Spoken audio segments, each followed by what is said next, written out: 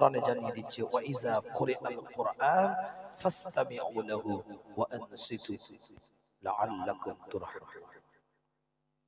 আল্লাহ নবী আল্লাহ রাসূল সাহাবেকরা হুজুরদের সাথে আলাপ আলোচনা করে, সাহাবেকরা হুজুরদের সাথে কথাবার্তা বলতে থাকে। নবী মুহাম্মদুর রাসূলুল্লাহ সাল্লাল্লাহু আলাইহি ওয়াসাল্লাম জানিয়ে দেয় ওয়া ইযা কুরিআল কুরআন, যে জায়গায় কোরআনটা তেলাওয়াত করা হতে থাকে, ফাসতামিউ লাহু, সেই জায়গাটায় বসে তোমরা শ্রবণ করো, শ্রবণ করতে থাকো। কিভাবে শ্রবণ করবে? ওয়া আনসিতু, তোমাদের শ্রবণ করার পদ্ধতিটা কেমন হবে, ডিসিপ্লিনটা কেমন হবে, শিষ্টাচারটা কেমন হবে, সেটাও কোরআন জানিয়ে দেয়। পিন অফ সাইলেন্টে তোমাদেরকে শ্রবণ করতে হবে, চুপি স্বরে তোমাদেরকে শ্রবণ করতে হবে, একদম খুব মনোযোগ সহকারে ডিসিপ্লিনের সাথে তোমাদেরকে শ্রবণ করতে হবে।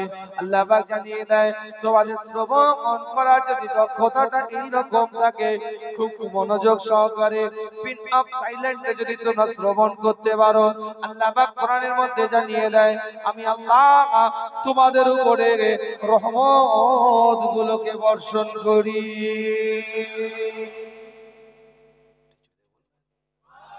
তোমরা আশা করতে পারো আমি আল্লাহ তোমাদের উপর রহমত গুলো বর্ষণ করতে তামান্না, উম্মিদ সূচক বাক্য পেশ করা হচ্ছে। আল্লাহ নবী মুহাম্মদ রাসূলুল্লাহ সাল্লাল্লাহু আলাইহি ওয়াসাল্লাম এলান করে দেয়, আমি বলি না, বুখারী এলান করে দিচ্ছে, ইমাম আবু দাউদ শরীফ রওয়ায়াত করেছে, ইমাম মুসলিম হাদিসটাকে রওয়ায়াত করেছে, মুত্তাফাকুন আলাইহি হাদিস দ্বারা প্রমাণিত। আল্লাহ নবী মুহাম্মদ রাসূলুল্লাহ সাল্লাল্লাহু আলাইহি ওয়াসাল্লাম জানিয়ে দেয় আল্লাহ পাকের কিছু ফেরেশতারা পৃথিবীর চতুর্দিকে ঘুরতে থাকে, পৃথিবীর চতুর্দিকে চলতে থাকে, তারা খালি ঘুরতে থাকে, তারা শুধুমাত্র ঘুরে বেড়াতে থাকে। যেই জায়গায় কোরআনের কথা হয়, শরীয়তের কথা হয়, ইসলামের কথা হয়, সেই মাহফিলে চতুর্দিক থেকে গিয়ে ফেরেশতারা পরিবেষ্টন করে থাকে। রবের দরবারে যখন ফিরে যায়, রবের পক্ষ থেকে জিজ্ঞাসা করা হয়, আল্লাহ পাক জিজ্ঞাসা করতে থাকে ফেরেশতা দেখে তোমরা কোথায় গিয়েছিলে, কোন জায়গায় গিয়েছিলে? আল্লাহ পাকের প্রশ্নের উত্তরে তারা বলতে থাকে আল্লাহ যে জায়গায় কোরআনের কথা তোমার নামে তাসবিহ পাঠ করছিল, যে জায়গায় তোমার নামে হামদ পড়ছিল, তোমার নামে তাকবীর দিচ্ছিল, তোমার নামে প্রশংসা করছিল, সুবহানাল্লাহ আলহামদুলিল্লাহ আল্লাহু আকবার বলে আওয়াজটা দিচ্ছিল, সেই জায়গায় গিয়েছিলাম। আল্লাহ পাক জিজ্ঞাসা করে তারা কি আমাকে দেখেছে? না মাওলানা, তারা আপনাকে দেখে নাই। তারা কি আমার জাহান্নাম দেখেছে? না মাওলানা, তারা আপনার জাহান্নামটা দেখে নাই। তারা কি আমার জান্নাত দেখেছে? না মাওলানা, তারা আপনার জান্নাতটা দেখে নাই। আল্লাহ পাক আওয়াজ দিয়ে চিৎকার দিয়ে বলে দিবে আমার ফেরেশতা শুনে রেখে দাও, তারা আমাকে দেখলো না, আমার জান্নাত দেখলো না, আমার জাহান্নাম দেখলো না, তারপরেও আমার নামে তাসবিহ আদায় করে। আমি আল্লাহ আমার তাসবিহ, আমার হামদ, আমার তাকবীরের জন্য আমি আল্লাহ তাদের জীবনের সব গুনাহগুলোকে মাফ করে দিলাম।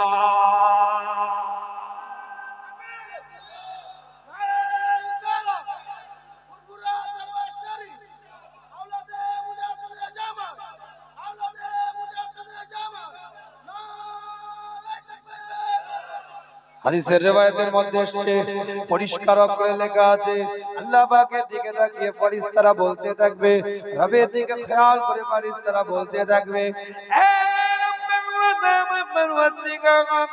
ওই মাজলিসের মধ্যে এমন অনেক মানুষ বসেছিল, তারা আপনার নামে সুবহানাল্লাহ বলে না, আলহামদুলিল্লাহ বলে না, আল্লাহু আকবার বলে না, তারা চুপ করে বসেছিল।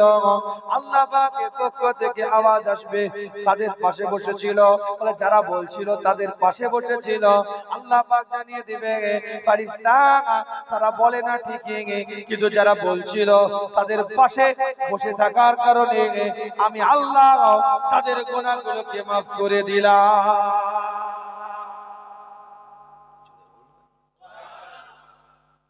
বুখারী মুসলিমের রিওয়ায়াত। অনেকে মনে করবে হুজুর মনে হয় সুবহানাল্লাহ জোরে পাওয়ার জন্য বলছে, এটা বুখারী মুসলিমের রিওয়ায়াত। এবার কোরআন থেকে দলিল দিচ্ছি, আল্লাহ কেমন করে maaf করে, কোরআন থেকে দলিল দিচ্ছি। কিতাবটা খুলে দেখেন, বানওয়াটি আলোচনা আপনাদের খিদমতে নাই, খুব ফাস্ট আলোচনা। সময় স্বল্পতা, ফজরের আযানের দিকে গতি আগিয়ে যাচ্ছে। সূরাতুল মুলকটা খুলে দেখেন, ৬৭ নাম্বার সূরা ১২ নাম্বার আয়াতটা খুলে দেখেন। আল্লাহ পাক জানিয়ে দেয়, যারা আমাকে দেখলো না, আমাকে না দেখে আমাকে ভয় করলো। ৬৭ নাম্বার সূরা ১২ নাম্বার। যারা আমাকে না দেখে আমাকে ভয় করলো, আমাকে না দেখে আমাকে ভয় করে ফেললো, আমাকে না দেখে আমাকে ভয় করে, আল্লাহ পাক কোরআনের মধ্যে জানিয়ে দেয়, লাহুম মাগফিরাতুন, আমি আল্লাহ তাদেরকে ক্ষমা করে দিলাম, ওয়া আজরুন কাবীর, আমাকে না দেখে আমাকে যারা ভয় করলো, আমি আল্লাহ তাদেরকে ক্ষমা করলাম এবং উত্তম প্রতিদান দিয়ে দিলাম। দেখেন আল্লাহকে না দেখে ভয় করে বসে আছে। আল্লাহ দেখতে পাচ্ছে, করবো না, মিথ্যা বলবো না। আল্লাহ দেখতে পাচ্ছে, ধোঁকা দেব না। আল্লাহ দেখতে পাচ্ছে, ফেরেবাজি করবো না। আল্লাহ দেখতে পাচ্ছে, ওজনে কম দেব না। আল্লাহ দেখতে পাচ্ছে, মায়ের হক আদায় করব। আল্লাহ দেখতে পাচ্ছে, বোনের সম্পত্তি মেরে নেব না। আল্লাহ দেখতে পাচ্ছে, স্ত্রীর হক আদায় করব। আল্লাহ দেখতে পাচ্ছে, ইউটিউবে কি সার্চ করছি। আল্লাহ দেখতে পাচ্ছে, ফেসবুকে কি দেখছি। আল্লাহ দেখতে পাচ্ছে, রাত ২:৩০টার সময় কার সাথে হেডফোনে ভিডিও কলে চ্যাটিং করছি। আল্লাহ দেখতে পাচ্ছে, রাত ৩টের সময় কোন জায়গায় বসে পাবজি খেলছি। এটা যদি কলজের মধ্যে থাকে, সমাজ এমনি পরিবর্তন হবে। আল্লাহ বলছে, আমাকে না দেখে আমাকে ভয় করলো, আমি আল্লাহ মাফ করে দিলাম। আল্লাহ দেখতে পাচ্ছে, আমি খেলবো না। আল্লাহ দেখতে পাচ্ছে, আমি কারো হাত ধরে ডেটিং করতে যাব না। পৃথিবীর মানুষ না দেখলে কি হয়েছে, আল্লাহ দেখতে পাচ্ছে। এটা যদি অন্তরে থাকে, এমনি ফ্রি মাফ হয়ে যাবে। আমার কথা নয়, কোরআন।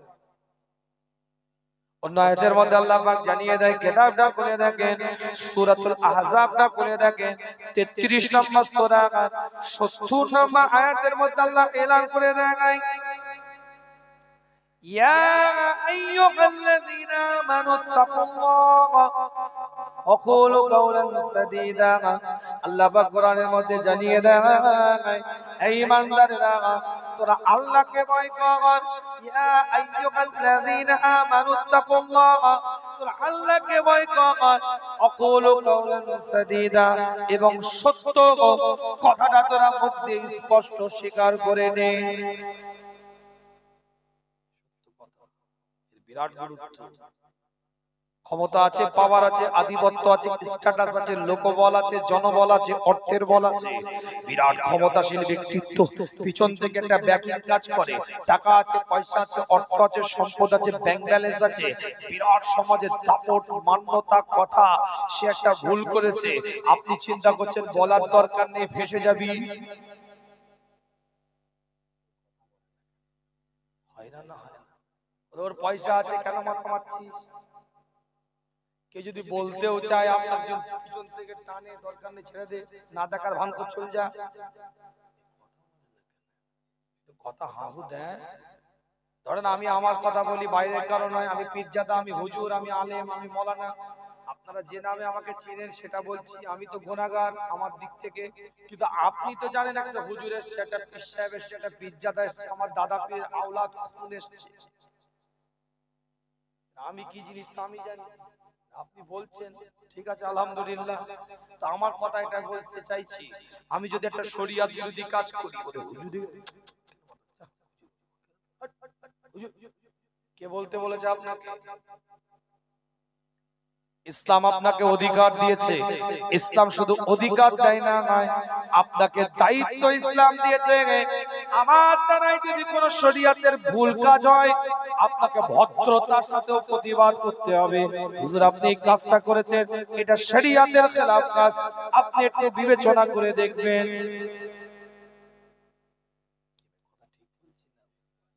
চোখে চোখ রাঙিয়ে যদি আপনি না বলতে পারেন, ফেস টু ফেস দাঁড়িয়ে যদি আপনি না প্রতিবাদ করতে পারেন, লিখনের মাধ্যমেও লিখে দিতে হবে। হুজুর গাড়িতে খুলে একটু দেখবেন চিঠিটা, হোয়াটসঅ্যাপে মেসেজও দিতে হবে, হুজুর আপনি যে কথাটা বললেন এটা শরিয়ত বিরোধী কথা, বিয়াদবি মাফ করবেন, আপনি একটু দেখে নেবেন। সমাজে কোনো প্রতিবাদ আছে? দু ছেলের মাকে তিন ছেলের বাপ দিয়ে পেলিয়েছে। হ্যাঁ হ্যাঁ, মসজিদের পাশে মাচাই বসে, মসজিদের দেওয়ালে হেলান দিয়ে, মসজিদের দেওয়ালের উপরে বসে হাইয়া আলাস সালাহ শুনতে পায়, হাইয়া আলাল ফালাহ শুনতে পায়। মুসলমানের বাচ্চা পাবজি, ফ্রি ফায়ার, ড্রিম 11 এর মতো জুয়া মসজিদের পাঁচিরে বসে, মসজিদের পাশে মাচাই বসে খেলে যাচ্ছে। কোন রকম কোন ফিলিংস নেই যে মসজিদে মুয়াজ্জিন ডাকছে।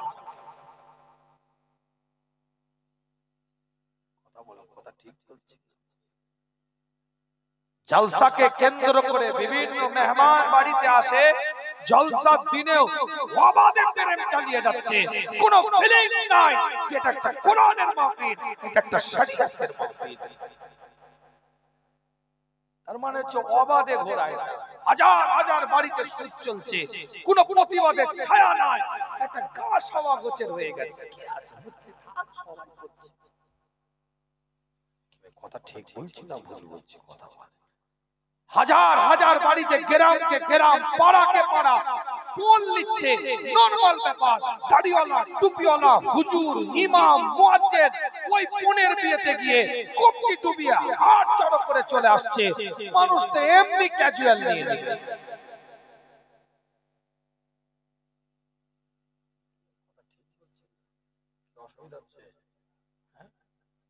আমি রোগ দেখে ট্রিটমেন্ট করি, রোগী দেখে নয়, এটা মনে রাখবেন। গোটা গায়ে মহলম লাগিয়ে জ্বালা আসবে না, যে জায়গায় কাটা আছে সেই জায়গায় মহলমটা দিলে কিন্তু একটু জ্বালা ভাব লাগবে। গোটা গায়ে মহলমে চুবে লাভ নেই, যদি যে জায়গায় রোগটা হয়েছে সেই জায়গায় যদি মহলমটা লাগে, ওই এক ফোঁটা মহলমে কাজ হয়ে যাবে।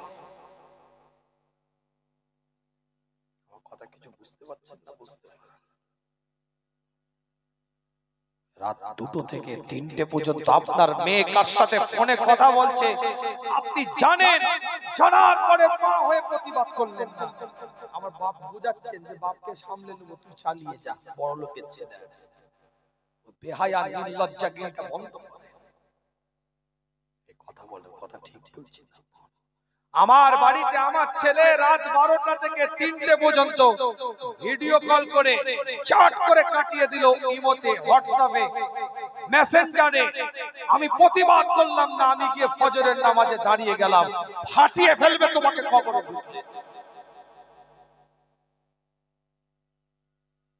এই কথা বল, কথা ঠিক, কথা ভুল বলছি না ঠিক বলছি?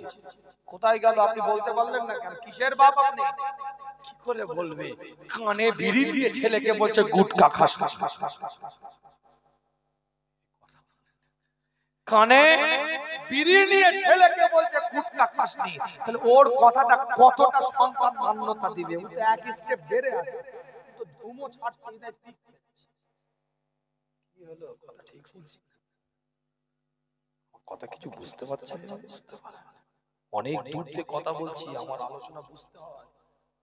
চেনা বাউনের বউ পইতে লাগে না, অন্য টাইপের হুজুর আপনারা জানেন। এই যুবকগুলো জানিস তো নাকি? ডেঞ্জার ডেঞ্জার কথাবার্তা বলি, সব জায়গায় আমার কথা লোড নিতে পারে না। যারা লোড নিয়ে নেয় তারা বুকে জড়িয়ে নেয়, যারা বুঝে কেন বলছে হুজুর তারা এখানে জড়িয়ে নেয়। এই যে আজকে যে ফজরের পরে যাবো জলসাটায়, 13 বছর টানা যাচ্ছি, 13 বছর। ডেটটা চেঞ্জ করেছে, 4 তারিখ আর 5 তারিখ চৈত্র মাস, 3 তারিখ আর 4 তারিখ চৈত্র মাসে হতো। প্রত্যেক চৌঠা চৈত্র আমি পার্মানেন্ট আখেরি মোনাজাত করতাম। ডেট চেঞ্জ করে এসেছে আর দিনে ডেট। এখনো বলছে হুজুর আপনি আসেন, এটা এখনো ফোন করছে, মেসেজ দেখ।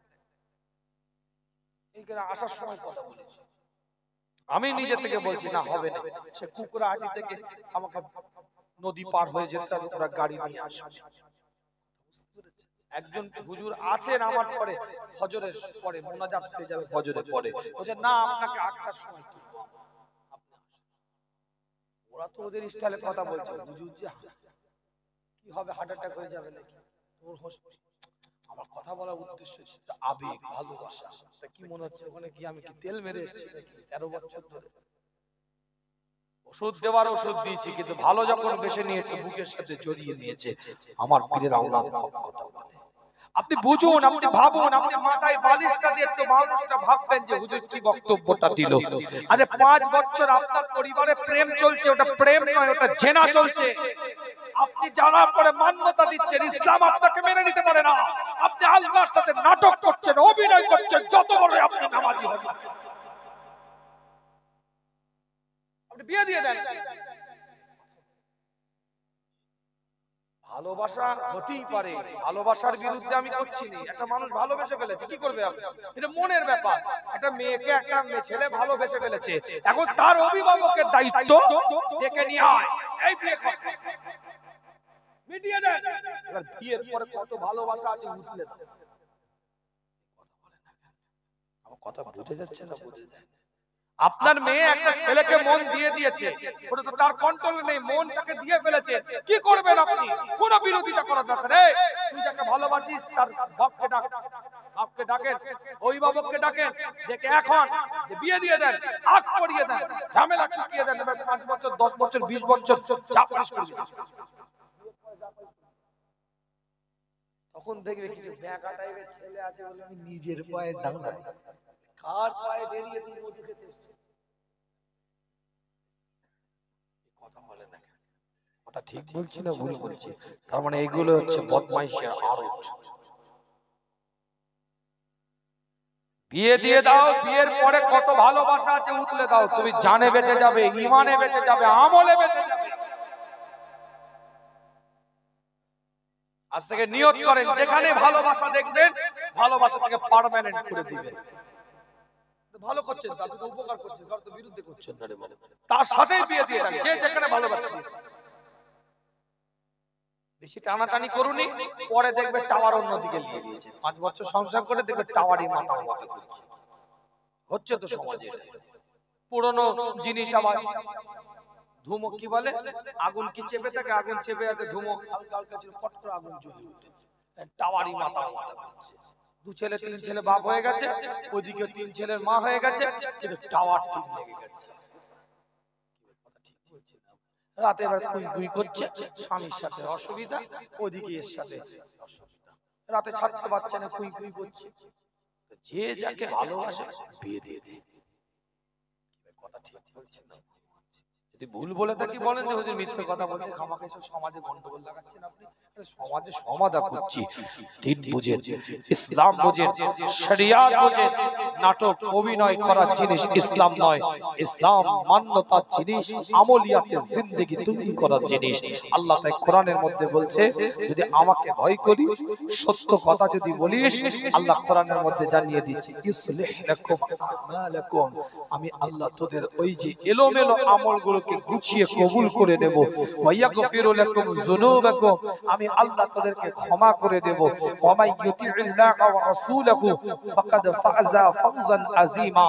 আর প্রকৃত উন্নতির, প্রকৃত সাকসেসের, প্রকৃত উন্নয়নের, প্রকৃত সাকসেসের মানদণ্ড টাকা পয়সা অর্থ সম্পদ নয়, আল্লাহ এবং আল্লাহর রাসূলের ইত্তেবা। এটাই যালিকা ফাওজুল আযীম, প্রকৃত উন্নতির মানদণ্ড। চিৎকার দিয়ে বলা যাবে না। আল্লাহ নবী, আল্লাহ রাসূল, সাহাবেকরা ওযু দেখে নিয়ে আলাপ আলোচনা করে, সাহাবেকরা ওযু দেখে নিয়ে কথাবার্তা বলতে থাকে। আল্লাহ নবী, আল্লাহ রাসূল এলান করে দিলেন, পৃথিবীর ঈমানদারদের জন্য জানিয়ে দিলেন, ইয়া আইয়ুহাল্লাযীনা আমানু তাকুল্লাহা হাক্কা তুকাতিহি ওয়া লা তামুতুন্না ইল্লা ওয়া আনতুম মুসলিমুন। আমি বলি না, কোরআন জানিয়ে দেয়, এই ঈমানদারেরা তোরা আল্লাহকে ভয় কর, ভয় করার মতন ভয় কর। ওয়ালা তামুতুন্না ইল্লা ওয়া আনতুম মুসলিমুন, যতক্ষণ পর্যন্ত মুসলমানের পরিচয় না দিতে পারিস তোরা মৃত্যুবরণ করিস না। মুসলমানের পরিচয় দিয়ে যেন তোদের মৃত্যুটা হয়, এটা রবের পক্ষ থেকে তোদের জন্য একটা বড় নাজাতের ওসিলা হয়ে যাবে।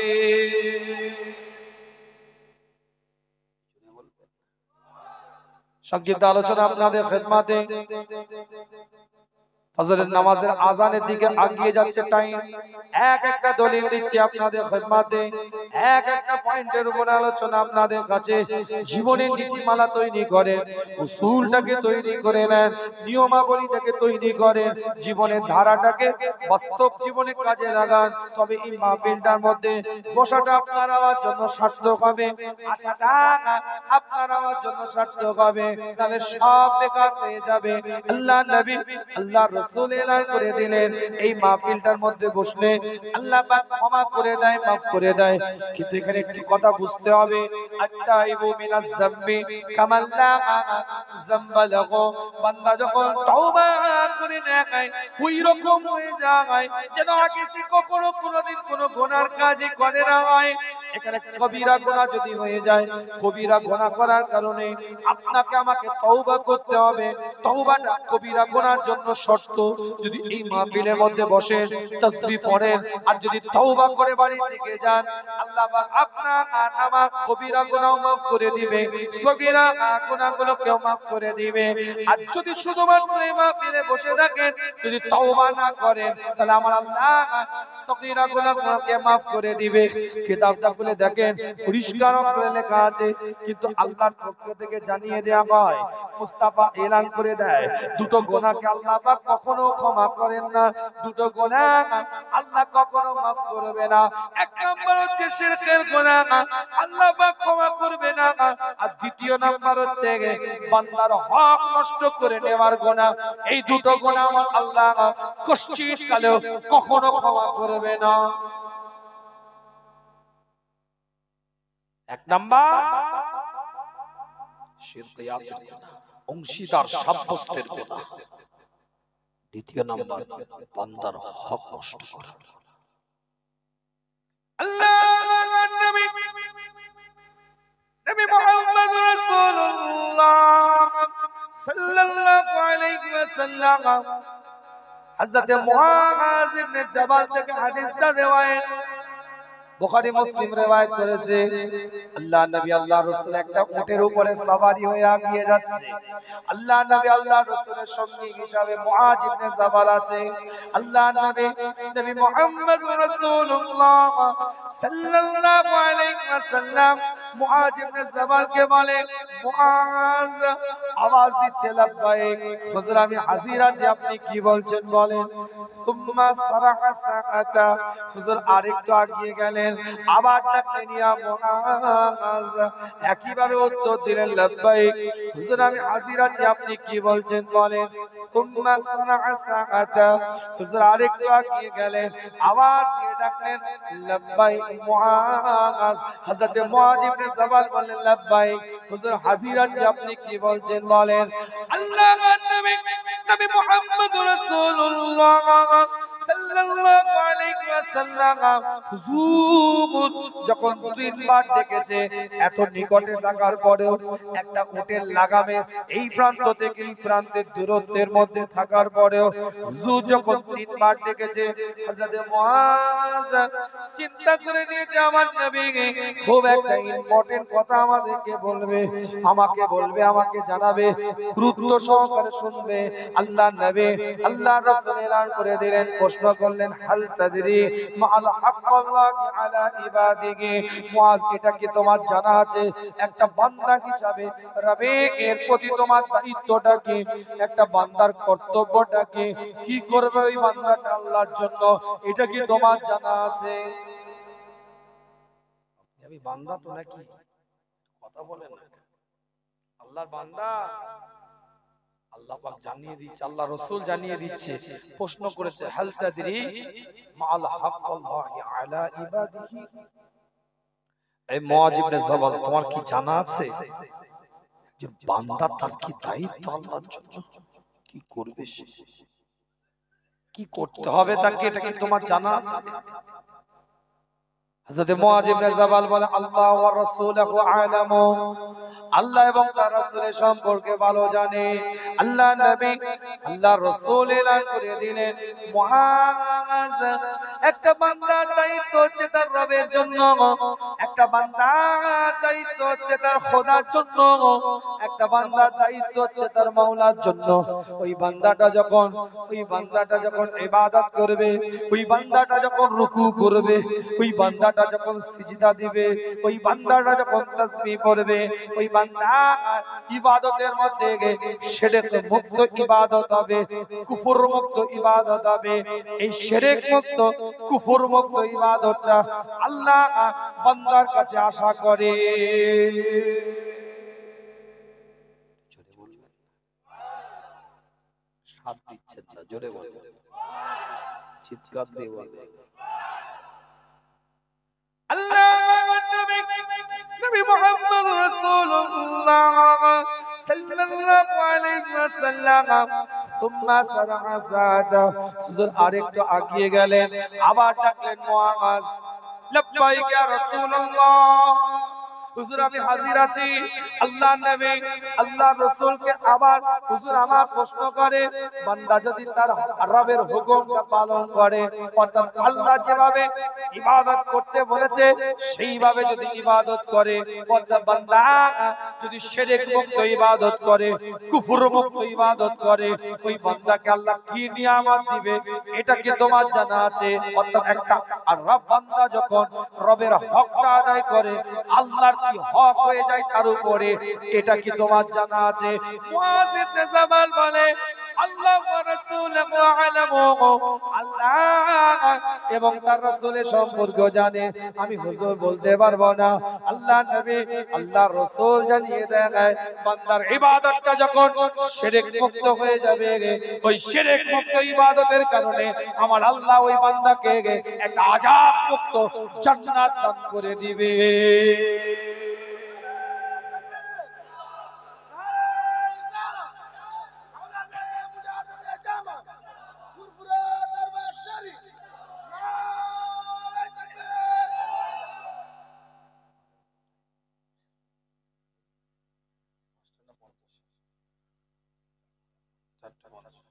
আল্লাহ পাক কবুল করেন, সকলে বলেন আমিন। আলোচনা বাড়িয়ে কষ্ট দেব না আপনাদেরকে, মূল বিষয়গুলো কথা বলার চেষ্টা করেছি আপনাদের কাছে। জীবনের নীতিমালা তৈরি করেন, উসুল অনুযায়ী জীবন বানান, তবে এই মাহফিলে আশাটা বসাটা আপনার আমার জন্য সার্থক হবে। বান্দার হক হচ্ছে শিরক মুক্ত একটা ইবাদত উপহার দেওয়া, আল্লাহর হক হচ্ছে বান্দার উপরে আযাব মুক্ত একটা জান্নাত দিয়ে দেওয়া। সহজ কর্ম, জড়িয়ে ফেলতে হবে না, কার্যকলাপ সহজ আমাদের জন্য, কিন্তু আমরা জড়িয়ে ফেলি, আমরা এলোমেলো করে ফেলি। ইসলাম খুব সহজ ভাবে আমাদেরকে বুঝিয়ে দিয়েছে। দেখেন, আপনি দাঁড়িয়ে নামাজ পড়াটা কি ফরজ তো নাকি? কথা বলে না, দাঁড়িয়ে নামাজ পড়াটা কি ফরজ তো নাকি? তাহলে দাঁড়িয়ে নামাজ যদি কেউ পড়তে না পারে, ইসলাম কি বলেছে তার পিছনে বাঁশ দিয়ে দাঁড় করিয়ে রাখো? ইসলাম কি বলেছে তার গলায় দড়ি দিয়ে দাঁড় করিয়ে রাখো? দাঁড় করিয়েই পড়তে হবে, মানে ফেটিয়ে ফেলবো? ইসলাম বলছে দাঁড়াতে পারোনি, বসে যাও, বসে পড়ো। দাঁড়াতে পারছো না, বসে পড়ো। বসে পড়াটাও দাঁড়াবার সওয়াব পাবে। জোরে বল। একজন বসতে পারছে না, ইসলাম বলেন তাকে যে তুমি জোর করে বসে থাকো। ইসলাম বলছে তুমি বসতে পারো না, শুয়ে পড়ো, শুয়েই নামাজ পড়ো, ইশারায় নামাজ পড়ো। তুমি রুকু করতে পারো না, ইশারায় রুকু করো। তুমি সিজদা করতে পারো না, ইশারায় সিজদা করো, ওটাই কবুল হয়ে যাবে। ইসলাম আপনার কলার ধরে কিছু শেখায় না, এই ফাটিয়ে ফেলবো না, চাপকে সোজা করে ফেলবো। ইসলাম ছাড় দিয়েছে। যেমন এই যে সামনে রমাদানের রোজা আসছে, আল্লাহ কোরআনের মধ্যে বলছে ইয়া আইয়ুহাল্লাযীনা আমানু কুতিবা আলাইকুমুস সিয়াম কামা কুতিবা আলাল লাযীনা মিন ক্বাবলিকুম লাআল্লাকুম তাত্তাকুন। এই যে ইলা আয়াত অনেক 3-4টে পর আয়াত এসেছে, আমি সংক্ষেপ বলি, বলতে গেলে সময় লাগবে, আমি একদম সংক্ষেপে বলছি আপনাদেরকে যে এই যে রমাদানের রোজা, ইসলাম আপনাকে কলার ধরে রোজা রাখাই নেই। আপনার যদি শরীর সুস্থ থাকে আপনাকে রোজা রাখার আইন ইসলাম বিধান দিয়েছে। কি ভাই কথা ঠিক? এই এক মাস যদি আপনার শরীর ফিটনেস থাকে, রাখতে যদি সক্ষম হন, সূর্য উদয় থেকে নিয়ে অস্ত যাওয়া পর্যন্ত খাওয়া থেকে, খারাপ জিনিস বলা থেকে, খারাপ জিনিস দেখা থেকে, খারাপ জিনিস শোনা থেকে, খারাপ জায়গায় যাওয়া থেকে, খারাপ জিনিস ধরা থেকে, সিয়াম মানে হচ্ছে বিরত রাখা, বিরত থাকা, বিরত করা।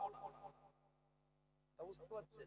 এগুলো যদি আমরা বিরত রাখতে পারি, বিরত থাকতে পারি, বিরত করতে পারি, আমরা রোজাদার, সিয়াম পালন করলাম।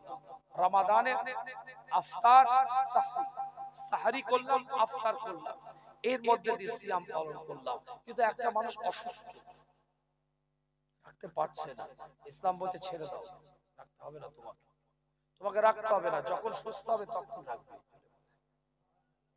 আপনার জন্য এক মাস, এই জন্য আমি বলি অনেক সময় যে আপনি সুস্থ বলে আপনার জন্য এক মাস রোজা আপনাকে রাখতেই হবে।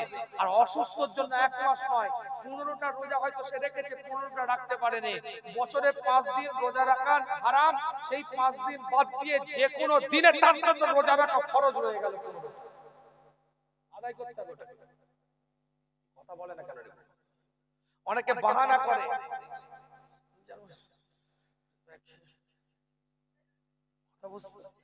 অনেকে গুটকা খাওয়ার জন্য রোজা রাখে না, বেহায়া নির্লজ্জা, জুতো খুলে মারা। কথা বলে, কথা ঠিক। গুটকা খাওয়ার জন্য রোজা রাখে, নির্লজ্জা। খৈনি খাওয়ার জন্য রোজা রাখে। কবে শিখবে? ছোট বাচ্চাগুলোকে রোজা রাখা শেখাও না, জোর করে নয়, শেখাতে হবে, অভ্যস্ত করতে হবে। এই গরমের রোজা যদি 2-4টে তোমার ওই 12 বছর 13 বছর আপনার কি বলে 7, 8, 9 বছর 10 বছরের ছেলে রেখে দিতে পারে, মেয়ে রেখে দিতে পারে, ও শীতের রোজাকেও মামুলি মনে করে, কোনো ব্যাপারই না। চল এই কথা বলো, কথা ঠিক বলছেন। 17 ঘন্টা যদি না খেয়ে থেকে ম্যানেজ করে নিতে পারে, ও শীতের ওই রোজা জানুয়ারি ফেব্রুয়ারি রোজাকেও মনে করে দুধ ভাত। কথা বলে না কেন? অভ্যাস করাতে হবে না, হবে না, শেখাতে হবে না, হবে না। চেষ্টা ছোট থেকে না করলে পয়জা হয়ে যাবে, যেটা হচ্ছে সমাজে। রোজাদারটাকে দূরবীন দিয়ে দেখতে, ভালো ভালো সেক্রেটারি রোজা রেখে জলসা, ভালো ভালো জলসা কমিটির সভাপতি দেখে খেচ্ছে। কথা বলছি না ঠিক? হুজুরের মহব্বতে আধখানা বাপরে বাপ জাপ মেরে মেরে দিচ্ছে। হুজুরকে দাওয়াত করতে শুরু করে, দাওয়াত করতে যে শিয়াখালা আগে ভালো করে ওইদিকে মুন্সিরাটে খেয়ে খুঁয়ে ঢুকে ভেগু তুলতে তুলতে যাচ্ছে। কথা ঠিক বলছি না ভুল বলছি? আছে না? না, ভালো করে বুঝবেন, ইসলাম আপনাকে ছাড় দিয়েছে কিন্তু ছেড়ে দেয় না। আপনাকে ছাড় দিয়েছে, আপনি অসুস্থ, ছেড়ে দেয় না যে রাখতেই হবে না, তোর জন্য মাফ হয়ে গেল, তা নয়, আদায় করতে হবে। আপনি নামাজ পড়তে পারছেন না অসুস্থ অবস্থায়, পরে আদায় করে নিতে হবে। শুয়েও পারছেন না, কোনো জ্ঞানই নেই, আপনি জ্ঞান শূন্য হয়ে গেছে, ইসলাম বলে ঠিক আছে বাদ দাও। পরে যখন জ্ঞান এসেছে, ওই 5 দিনের যে কাজা হয়ে গেছে ওটাকে আদায় করেন। জুড়ে বলেন, বলার ধরে শেখাই না, কিন্তু ইসলাম আপনাকে রুখসাত করেছে, আজিমত দিয়েছে। জুড়ে বলেন, সামনে রমাদান, জীবনটাকে তৈরি করে নেন, গুছিয়ে নেন। শয়তান শেকল দিয়ে বন্দী থাকবে। বলে হুজুর শয়তান যদি বন্দী থাকে তাহলে এই অবস্থা কেন? আর শয়তান বন্দী থাকলে কি হবে? শয়তান তো এখন কোচ হয়ে গেছে, মাঠে তো প্লেয়ার ছেড়ে দিয়ে গেছে, ও তো চলে গেছে, কিন্তু প্লেয়ার তার খেলা বন্ধ করছে না। শয়তান তো শয়তানি করবে, যখন খোলা আছে শয়তানি করছে। এখন শয়তান তো শয়তানি দেখছে, শয়তানি আর করছে না। শয়তান নিজে শয়তানি করে করে হাঁপিয়ে গেছে, এখন তো পুরো প্লেয়ার তৈরি করে দিয়েছে, একদম সেটআপ তৈরি করে দিয়েছে। হ্যাঁ, চালিয়ে যা, দেখছে। শয়তান এখন যাদেরকে প্লেয়ার তৈরি করেছে তাদেরকে চিন্তা করছে, তো আমার থেকে বড় ডেঞ্জার হয়ে গেছে। এই কথা বলে না কেন? আচ্ছা, মেসিরও কোচ ছিল না? ছিল না। মেসিকে খেলা শিখিয়েছে না শেখায়? কথা বলে ভালো করে বুঝাচ্ছে। শিখিয়েছে। এখন যে মেসিকে খেলা শিখিয়েছে সে তো মেসির খেলা দেখে অবাক হয়ে যাচ্ছে। কোথা থেকে শিখলে? এটা আমি শিখিয়েছি। কি হলো? এটা আমার থেকে বড়। সচিনেরও কোচ ছিল না? ছিল না। সচিনের কোচ ছিল, কিন্তু সচিনের থেকে বড় প্লেয়ার ছিল না। বিরাট কোহলিরও কোচ ছিল, কিন্তু বিরাট কোহলির থেকে বড় প্লেয়ার ছিল না, কিন্তু বিরাট কোহলিরও কোচ ছিল। বুঝতে হবে, আমি খেলার কথা বলে সময় পাস করছি না, বোঝাবার জন্য বলছি। শয়তানের কাছ থেকে মানুষ শিখেছে শয়তানি, কিন্তু এখন যেমন সচিন যেমন তার কোচের থেকে বড় প্লেয়ার হয়ে গেছে, বিরাট কোহলি যেমন তার কোচের থেকে বড় রেকর্ডশালী প্লেয়ার হয়ে গেছে, ঠিক ওই রকম শয়তানের থেকেও এখন মানুষ শয়তান বেশি শয়তানি শিখে গেছে। চিন্তা করছিলাম আমাকে বেঁধে রেখে কোনো লাভ নেই, তো শয়তান ছেড়ে দিয়েছি। এরা রোজা রেখে শয়তানি করবে, এরা লুডু খেলবে, রোজা রেখে পিট্টু খেলবে, রোজা রেখে তাস খেলবে, রোজা রেখে বসে থাকবে। কেন? টাইম পাস হচ্ছে। তাই জন্য এরা মাচায় বসে গীবত করবে, পরচর্চা করবে, পরনিন্দা করবে, বড় বড় রোজাদার, এবং বিকেল বেলা আসরের পরে দাঁতল বাঁশের মতো শুধু এরাম এরাম করবে, আর সারা দিন শুধু এর কথা ওকে, ওর কথা ওকে, মিজাজি আলাদা, একে মারতে যাচ্ছে, ওকে মারতে যাচ্ছে।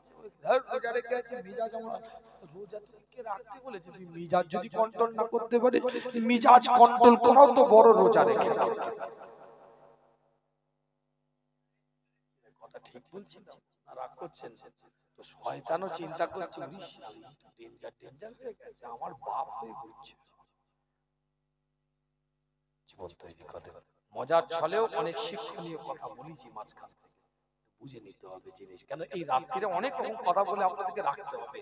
এই যে কথাগুলো বললাম একটু ভাববেন, হয়তো আমি একটু অন্যভাবে একটু ভাবে কথাটা বললাম, উপস্থাপন করার একটু পদ্ধতিটা অন্য হতে পারে, কিন্তু কথাটার মধ্যে অনেক গুরুত্ব আছে যে আমরা কোন লেভেলে মানুষ পৌঁছে গিয়েছে। শয়তান লজ্জা পেচ্ছে আমাদের শয়তানি দেখে।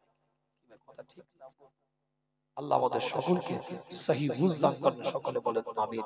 সামনে রমাদান, জীবন তৈরি করেন, এক একটা ইবাদতের গুরুত্ব আছে, মহত্ব আছে। আল্লাহ আমাদের সকলকে সহি বুঝদান করেন, সকলে বলেন আমিন। আসেন রাসূলের সাথে দাঁড়িয়ে একটু সালাতু সালাম পাঠ করব, ছোট্ট করে একটু দোয়া করব। বাদ ফাজার মাজারাইর দরবার থেকে আগত আমাদের রাকিবুল আজিজ সাহেব পীরজাদা মাজারাইর দরবার আসবে, আলোচনা করবে, আখেরি মোনাজাত করবে, শেষ মোনাজাত করবে, এবং আপনারা তাবারুক খেয়ে বাড়ি যাবেন ইনশাআল্লাহ। পরিবেশ তৈরি করবেন, নামাজের সাথে জামাতের সহিত নামাজ আদায় করবেন। আল্লাহ আমাদের সকলকে কবুল করেন। ইয়া নবী সালাম